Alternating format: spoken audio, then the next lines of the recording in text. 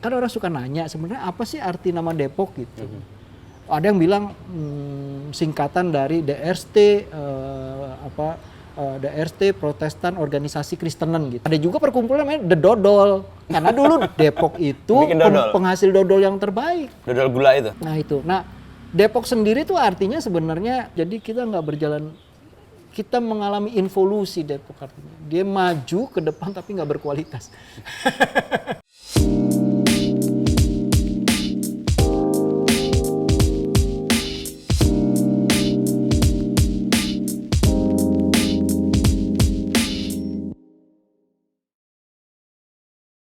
Kita ngomong soal Depok. Depok. Nah, kenapa lo milih Depok, Beji, dan apa sih menariknya Depok dalam kacamata sejarah? Kita belajar sejarah dari Bang JJ.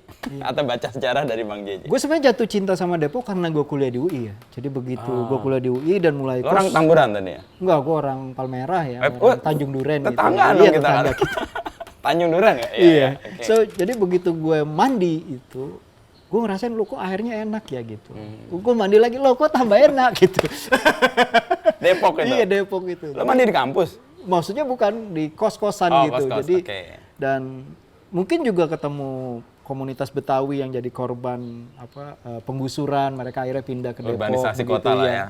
Dan kayak nggak pergi ke nggak keluar rumah, gue masih di halaman rumah gue gitu di antara komunitas Betawi itu. Tapi lama-lama karena gue belajar sejarah, kemudian gue juga berusaha tahu Depok ini masa lalunya kayak apa sih gitu. Oh ternyata tempat gue kuliah yang namanya UI itu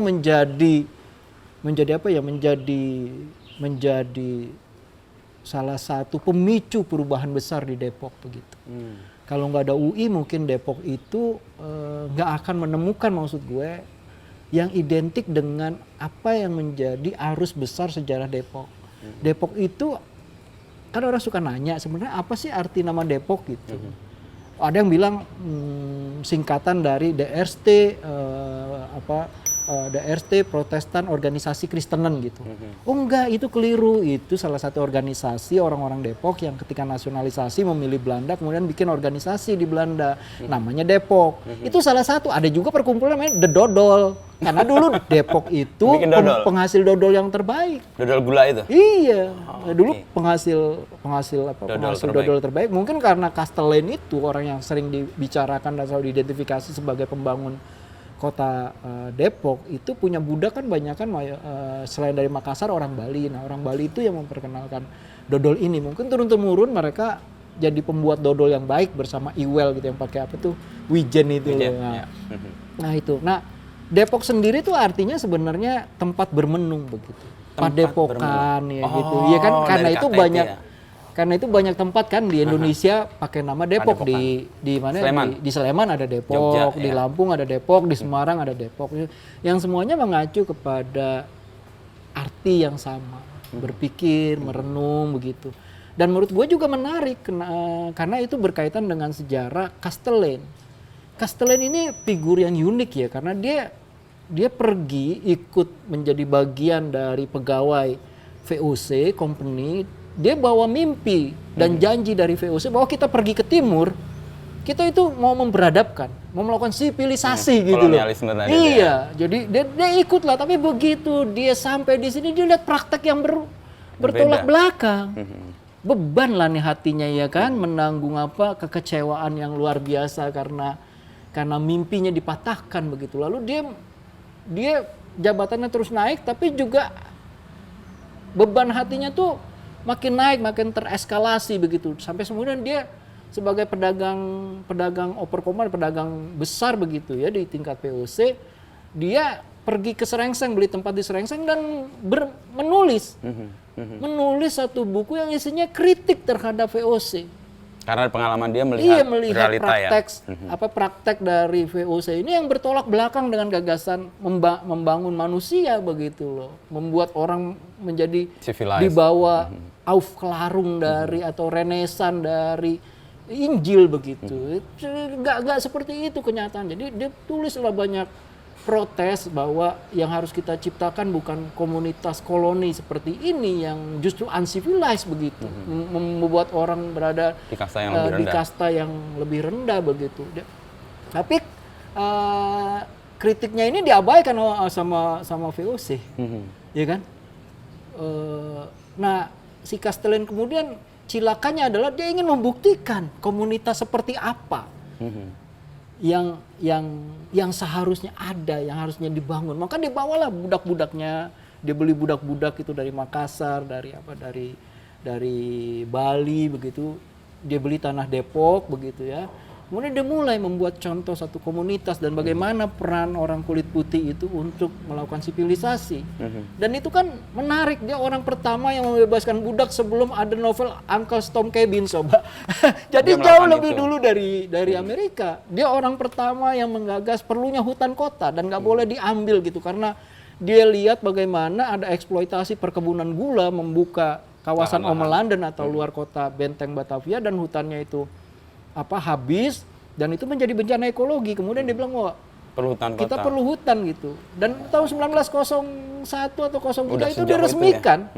Diresmikan, dan itu Castellane hidup di abad ke-17, abad ke-18 loh, bayangin. Jadi tahun 1600 akhir sama 1700 awal gitu. Itu kan progres sekali pikiran. Dan lebih menarik lagi, Castellane itu cilakannya dia tuh sering dibayangkan sebagai seorang juru dakwah Kristen, padahal menurut gue ya betul dia itu seorang pekristen, tapi jauh lebih besar lagi ambisi dia sebagai saintis.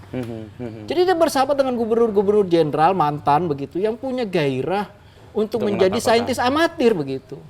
Iya kan? Nah, itu kan contoh bagaimana dia menulis di serengseng dengan cara yang beradab ya, maksudnya bayangin dia kritik tapi dia menulis gitu loh ya. Mengkritik, menulis, menyampaikannya dengan cara yang paling elegan untuk zamannya, bahkan mungkin sampai hari ini ya, itu cara yang paling tepat, paling beradab, paling lengkap dengan dia menunjukkan argumennya gitu ya.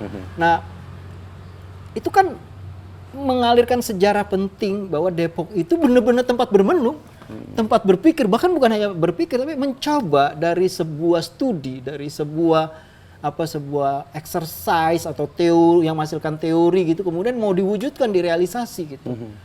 Dari gagasan-gagasan ideal ini ke kenyataan begitu. Itu kan contoh lebih dari sekedar kota yang bermenung, tapi kota yang ingin memindahkan buah renungan itu ke karya, ke bentuk yang nyata. Nah, ini kan penting buat aspirasi dan inspirasi Depok hari ini. Gue bilang, oh keren sekali sejarahnya Depok gitu. Dan lebih menarik lagi, kalau kita lihat Castellane ini juga orang yang menghargai bukan hanya pluralisme ya, bukan hanya multikultural, tapi interkultural gitu. Jadi bukan hanya mosaik-mosaik warna-warni yang dihargai gitu, tapi juga hubungan budaya begitu. Misalnya ada orang bilang, oh dia itu nggak menghargai yang bukan Kristen gitu ya. Tapi jangan lupa loh, ada budak yang disayangi itu agamanya Islam, dan dia nggak minta orang ini pindah dan tetap dikasih bagian yang sama ketika dimerdekakan gitu. Dan buah dari pikiran-pikiran Castellane ini yang menarik menurut saya adalah umur komunitas ya yang dikembangkan oleh Castellane, benihnya itu jauh lebih panjang umurnya dari negara kolonial. Ya Depok kan komunitas pertama yang punya pemerintahan otonomi dengan presiden sendiri kan. Dan baru tahun 49 atau 52 itu baru diambil alih oleh Republik. Jadi bayangin, lebih panjang umurnya dari company. Company kan bubar tahun 1800. Ini komunitas Castellane masih hidup. Sampai 1945. Iya, tahun 1945 masih hidup juga. Nah, penyerahan kedaulatan barulah kemudian. Jadi komunitas yang terpanjang umurnya itu di dalam komunitas dunia kolonial, dari dunia kolonial itu sendiri, dari negara kolonial itu sendiri, dari VOC itu sendiri, ya komunitas Depok Cornelis Castellane. Artinya kita mesti tengok itu, apa yang membuat komunitas ini bisa bertahan dalam periode yang panjang, dan itu sejarah yang dilupakan. Ya, persis. Iya. Bahkan nggak diakui oleh orang Depok. Orang Depok lebih senang memilih ulang tahunnya misalnya pada bulan April yang mengacu kepada mereka pertama jadi kabupaten kota begitu, daripada mereka melihat sejarah yang lebih panjang, lebih jauh ke masa Castellane. Dengan sentimen-sentimen ya tadi kolonial yang cupet, bau kolonial gitu ya. Ini kan bahaya ini, bau kolonial ini. Ya Castellane Ya, ada Iya, dia baunya orang lah ya. kulit putih, tapi dia mencontohkan bagaimana berusaha keluar dari sistem berpikir orang kulit putih yang Dengan datang untuk meyakinkan kan dia. eksploitasi, Iya. datang dengan perasaan superioritas ras, kelas gitu. Dia berusaha keluar dari situ dan memberikan apa ya? Memberikan contoh peristiwa-peristiwa yang menurut saya sangat penting, yang bahkan menurut saya menjadi sumbangan buat dunia sebelum Amerika membebaskan budak. Castellane lebih dulu. Itu kan sangat inspiratif gitu ya. Yang tiba-tiba kalau hari ini kita melihat Depok begitu seperti jalan di depan, tidak punya prestasi begitu ya, sebagai tempat bermenung, UI jalan sendiri, Depok jalan sendiri, seperti tidak ada koneksi. Mungkin UI sibuk dengan urusan nasional, Depok sibuk dengan urusan Allah Subhanahu wa taala atau apa, kita tidak tahu. Tapi problemnya tidak ada jembatan lagi antara UI dengan Depok. Tapi yang terlebih miris adalah tidak ada jembatan, tidak ada koneksi, tidak ada terowongan antara Depok dengan masa lalunya. Depok tuh kota yang banyak sekali punya situs sejarah, kaya warisan sejarah. Bayangkan kita masuk kota Depok, kampung pertama yang kita temukan tuh namanya Pondok Cina. Pondok Cina ya. Gila kan coba. Sekarang Depok tiba-tiba menjadi kota intoleransi nomor 1 gitu. Nah ini kan artinya kita Kayak mundur melawan dari sejarah masa ya? lalu. Iya, Iya. yang dulu Lupa kita Bapak. masuk, begitu masuk ada apa? Pondok Cina. Pondok Cina. Di Pondok Cina itu ada sekolahan yang dibangun pas Republik berdiri, tahun 46. Artinya begitu kita merdeka, ingin ada. memulihkan diri. Di jantung terdepan dibikin sekolah negeri, walaupun di dalam sudah ada sekolah-sekolah yang menjadi bagian dari sejarah Castellane ya di dalam Depok. Tapi di Pondok Cina ada sekolahnya mau digusur, diganti Kemarin jadi ya. masjid. Coba bayangin. Nah ini kan Lupa sejarah. masalah-masalah yang menurut saya keterlaluan gitu loh. Bukan hanya lupa sejarah menurut saya, tapi keterlaluan tidak menghargai warisan sejarah berupa pikiran-pikiran yang bisa menjadi guide kita ke masa depan. Guide orang Depok, pemerintah Depok ke masa depan. Kan hidup memang dijalani ke depan ya, tapi kan dipahami ke belakang. Karena depan itu kan negeri tanpa peta kan. Jadi kita mencari petanya di mana? Ya di masa lalu. Sayangnya kita tidak teliti dan tidak melakukan upaya yang serius untuk melewat ke belakang. Iya, ya malu belajar dari sejarah, atau mungkin nggak tahu bahwa sejarah bisa memberi pelajaran. Ya kalau kayak begitu ya kita bisa lebih bodoh dari keledai. Keledai aja kan nggak terantuk pada batu yang sama untuk kedua kali. Kita bisa berkali-kali. Bisa berkali-kali. Karena kita Dasar nggak manusia. belajar. Mingke, lebih kecil. Tapi dalam konteks yang sekarang modern ya, Depok kan seringkali jadi olok-olok loh Mbak ya. Kan disebut lah, Depok lah segala macam pasti Depok lah gitu. Iya. Padahal kalau kita tengok lagi sejarah yang Castellane tadi, 1700-an kan, 1600 itu sudah sangat maju ya. Iya. Soal dia melawan kolonialisme yang dalam pikiran ternyata faktanya berbeda. Dia mewujudkan impian tentang komunitas dibangun sendiri. Itu kan sesuatu yang beyond kalau kita lihat di eranya. Iya. Kenapa itu nggak berlanjut ke sekarang ya? Ya itu kadang di situ saya merasa sedih.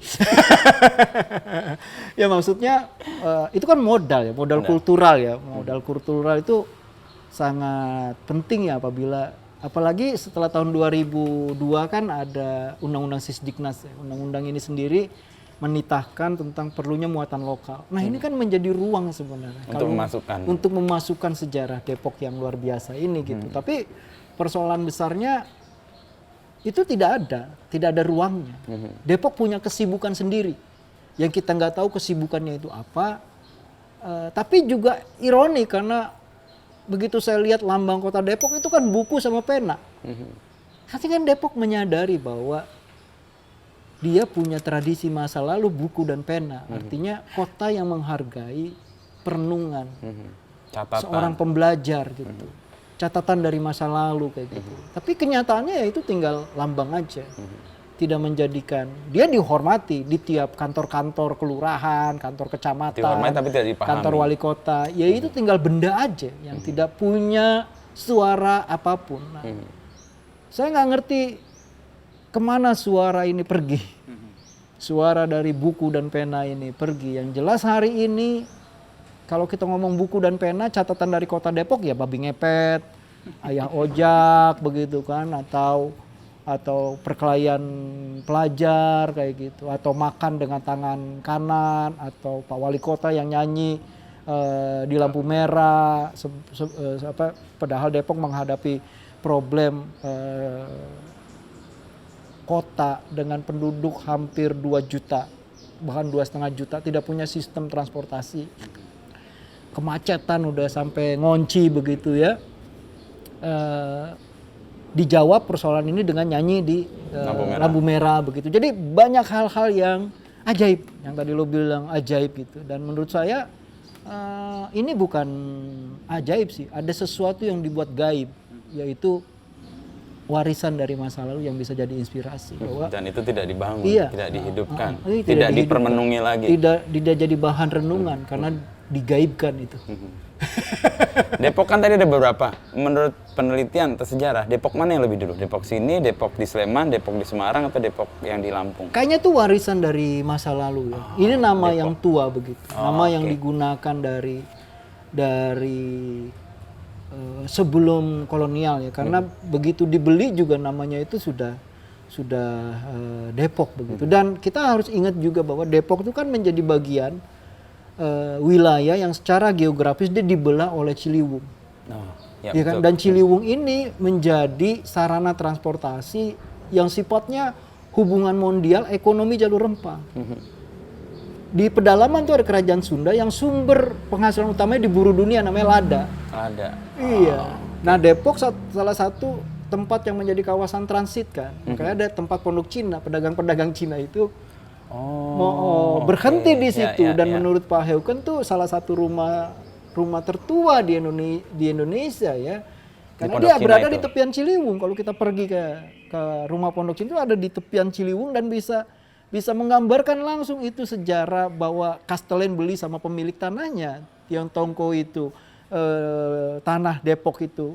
Tapi itu juga menjelaskan keluarga kawasan ini, Pondok Cina, kawasan yang bukan hanya jadi karena ada Castellane, tapi sebelum ada Castellane itu dia sudah jadi sebagai bagian dari ekonomi jalur rempah ke pedalaman ke kerajaan Sunda yang digambarkan oleh catatan-catatan Portugis begitu untuk mencari lada, karena lada terbaik ya memang ada di pedalaman kerajaan Sunda. Jadi ada lapis-lapis sejarah yang kaya, bukan hanya lapis Castellane tapi ada lapis pra Castellane dan pra kolonial, dan itu menyangkut sejarah yang sekarang lagi dirayakan yang namanya jalur rempah. Nah, Depok ada di situ, itu juga tidak menjadi perayaan, dan rumah pondok Cina kan sekarang hilang. Masih ada tapi menjadi korban vandalisme. Tidak dirawat sebagai ingatan sejarah yang bisa membangkitkan ya itulah semangat atau Depok tuh ya kota yang kaya bangunan sejarah, tapi penduduknya hampir 2 juta, 2,5 juta, tapi nggak punya museum. Bayangin coba.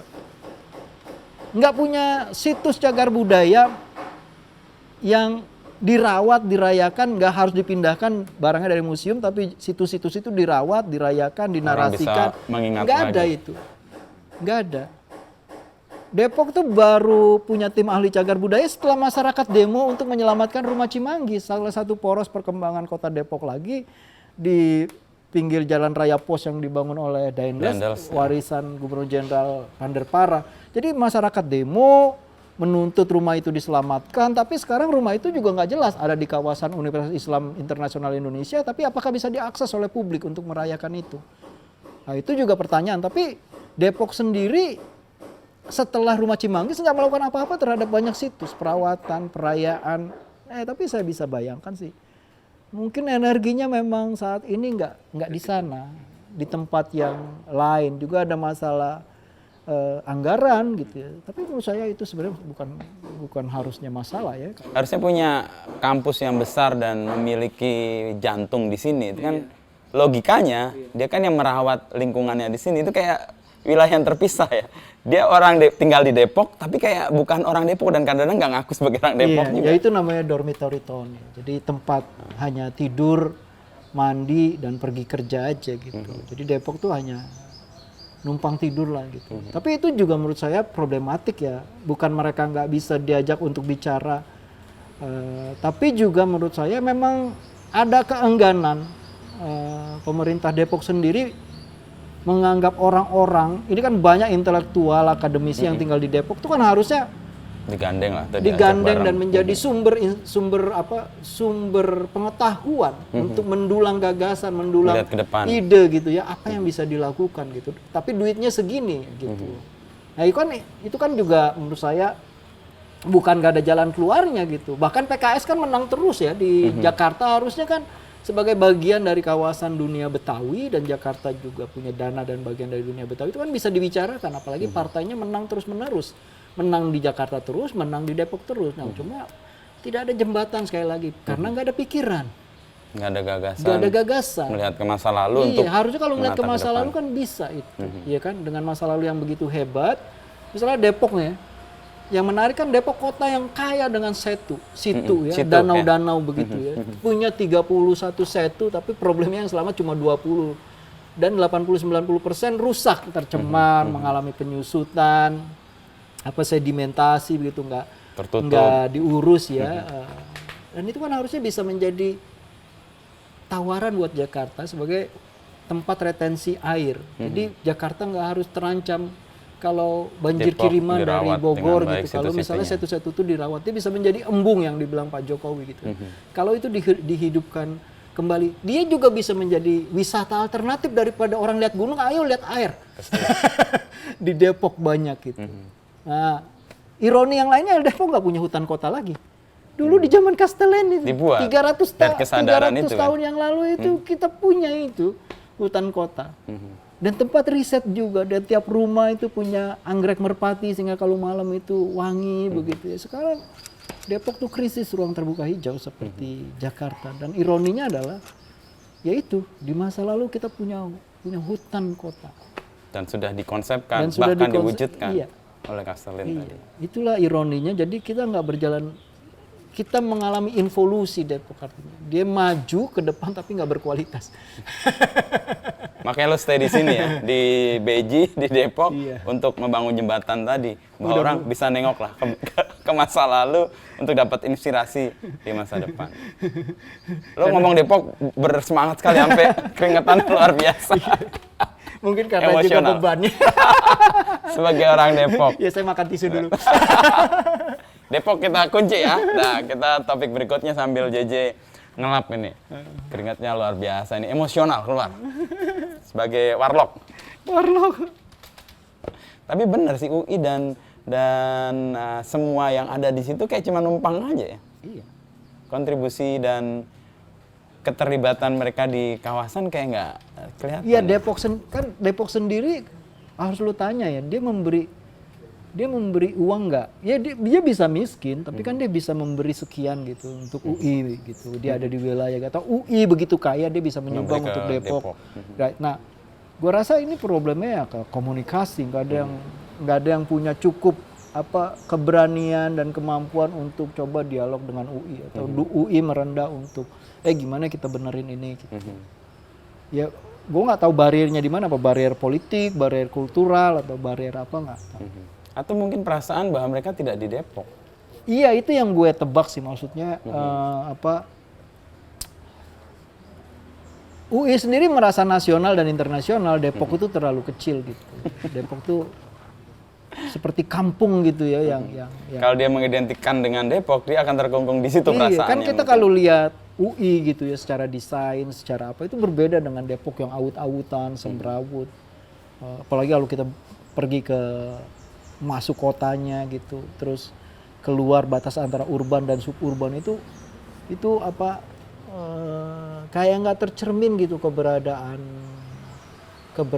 UI gitu, dengan problem-problemnya, dengan keajaiban-keajaibannya gitu. Itu seperti nggak tercermin. Tapi juga persoalannya sebenarnya bukan hanya persoalan Depok ya.